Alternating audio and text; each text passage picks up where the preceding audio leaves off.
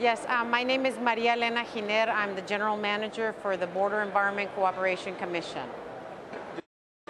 It's really interesting to me. I've been with the organization 15 years, and when our organization first began, we had little to no credibility. And over the last 15 years, we've worked with fantastic partners such as EPA, Semarnat, the states, Conagua, and have actually been able to achieve the certification of 201 projects with an estimated construction cost of $5.5 billion.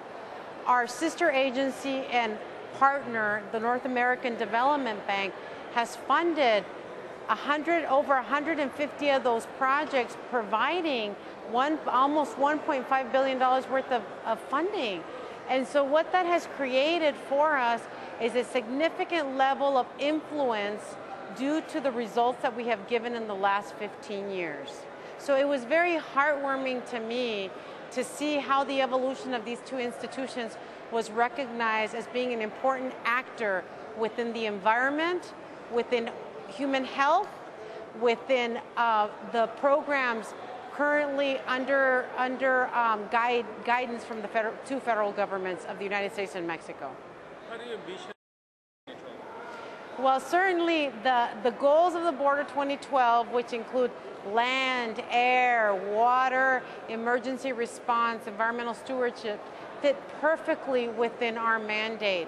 And we have done an exercise of going through our priorities to see which ones fit within the program. So I obviously see a very good opportunity for the sum of all of our efforts, the state's efforts, Beck and the NatBank's efforts, EPA's and Semarnat's efforts, to result in very good results within the next 8 years.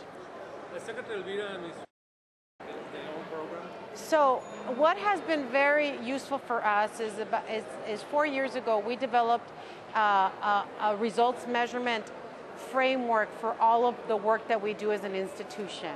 And so every project that we certify has a results indicators such as emission reductions, such as wastewater treated, such as population benefited, such as waste collected. And these are the types of indicators that will fit perfect within the program. The other thing is that we as an institution have also identified indicators that come from the studies that we are developing. These indicators include funding leveraged, implementation of projects leveraged with these studies. So I fully envision our indicators being useful for EPA and Semarnat as a model to be able to apply to the Border 2020 program. You have been a strong advocate for climate change. Wow. Climate change is what I call my baby.